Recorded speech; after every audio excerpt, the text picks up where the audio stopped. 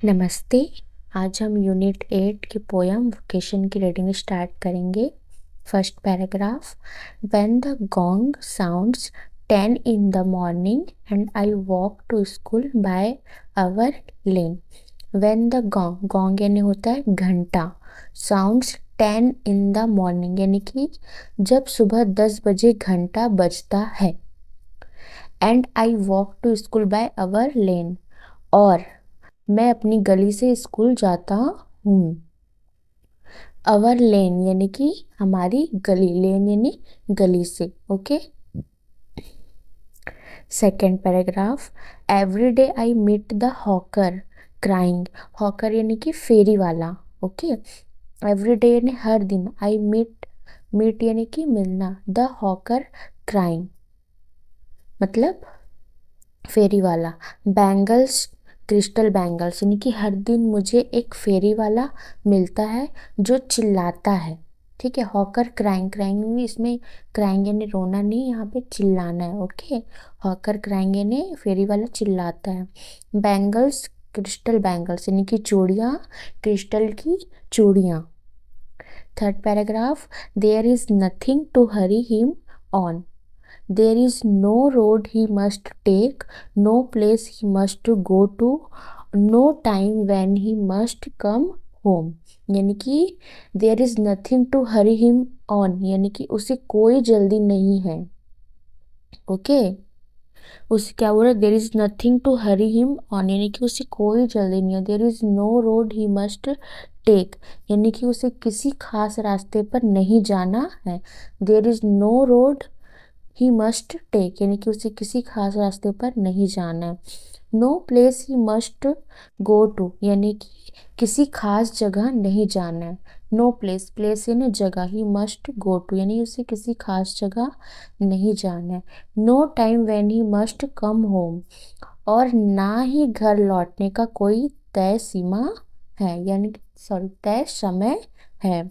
No time यानी कि कोई समय नहीं है। When he must come home यानी कि घर लौटने का कोई समय सीमा नहीं है, तय सीमा मतलब तय समय नहीं है। Next paragraph.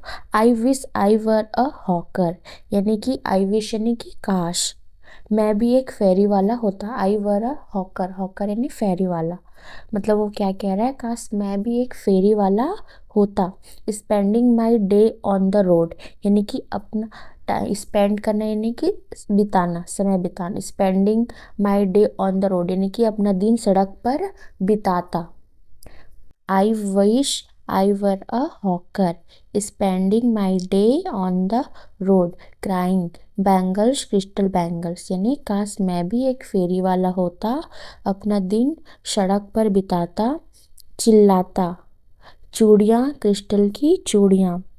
Eight 4 in the afternoon I come back from school यानी कि जब मैं दोपहर 4 बजे स्कूल से वापस आता हूँ।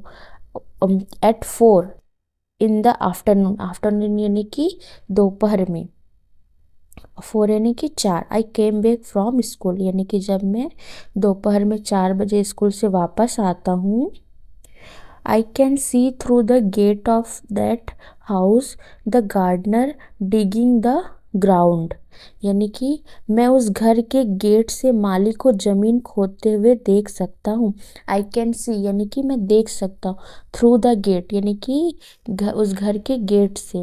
ऑफ दैट हाउस मतलब उस हाउस में या उस घर में। द गार्डनर डिगिंग, डिगिंग यानी खुदाई करना, खुदाई। गार्डनर डिगिंग द ग्राउंड यानी कि जमीन खोद मतलब खोदना। मैं उस घर के गेट से माली को जमीन खोदते हुए देख सकता हूँ। He does what he likes with his spade यानी कि वह अपनी कुदाल से जो चाहे करता है। ही does what he likes, what he likes यानी कि जो उसे पसंद है। विथ हिज स्पेड यानी कि वह अपनी कुदाल से जो चाहे करता है। He soils his clothes with dust यानी कि वह अपने कपड़े धूल से गंदे कर लेता है। He soils his clothes with dust यानी कि वो क्या करता है? अपने कपड़े धूल से गंदे कर लेता है। डस्ट यानी गंदा। Nobody takes him to ask यानी कि क्या कह रहा है, nobody takes him to task if he gets baked in the sun और गेट्स वेट, यानी कि अगर वह धूप में जल जाए या भीग जाए तो कोई उसे कुछ नहीं कहता। Nobody takes him to ask, nobody यानी कोई भी उसे कुछ नहीं कहता। Him to task, sorry, nobody takes him to task if he gets baked in the sun और गेट्स मतलब वेट, यानी कि अगर वह धूप में जल जाए या भीग जाए तो उसे कोई कुछ नहीं कहता। I wish I were a gardener digging away at the gardener with nobody to stop me from digging, यानी कि काश मैं भी एक माली होता। I wish यानी कि काश, I were a gardener यानी कि मैं भी एक माली होता, और digging away at the क्या कह रहा है, गार्डन, और बगीचे में खुदाई करता रहता। ठीक है, डिगिंग यानी खुदाई करना। With nobody to stop me from digging, और कोई मुझे खुदाई करने से रोकता नहीं। Nobody to stop me यानी कि कोई भी मतलब उसे नहीं रोकता। फ्रॉम डिगिंग यानी कि खुदाई करने से। Okay, next, just as it gets dark in the evening and my mother sends me to bed, यानी कि जैसे ही शाम को अंधेरा होता है, just at it gets dark यानी कि अंधेरा होता है, इन द इवनिंग यानी कि शाम को, and my mother sends me to bed, और मेरी माँ मुझे सोने भेज देती है। सेंड्स टू मी या बेड यानी कि मुझे सोने भेज देती है। I can see through my open window the watchman walking up and down, यानी I can see यानी कि मैं देख सकता हूँ।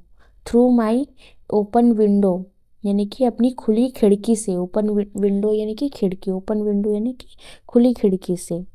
The watchman walking up and down यानी कि क्या कह रहा है, जो वॉचमैन यानी कि चौकीदार, मतलब वो क्या कह रहा है, मैं अपनी खुली खिड़की से चौकीदार को इधर उधर घूमते हुए देख सकता हूँ। ठीक है,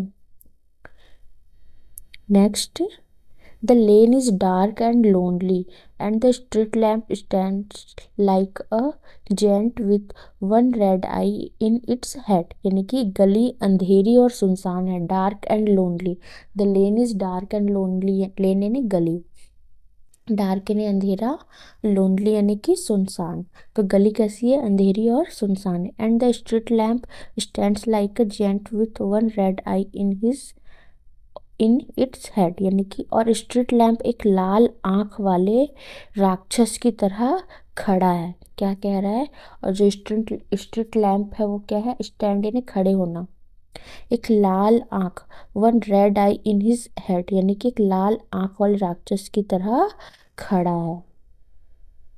next, the watchman swings his लालटेन and walks with his shadow at his side and never once goes to bed in his life, यानी कि चौकीदार, वॉचमैन यानी चौकीदार अपनी लालटेन घुमाता हुआ, स्विंग्स हिज लालटेन यानी कि लालटेन घुमाता हुआ अपनी परछाई के साथ चलता है। वॉक्स विथ, वॉक यानी चलना, विथ यानी साथ में, हिज शैडो, शैडो यानी कि परछाई, अपने परछाई के साथ चलता है। And never once goes to bed in his life यानी कि और अपनी ज़िंदगी में कभी बिस्तर पर सोने नहीं जाता। Okay, next, I wish I were a watchman, यानी कि क्या कह रहा है, काश मैं भी एक चौकीदार होता। वॉचमैन यानी कि चौकीदार।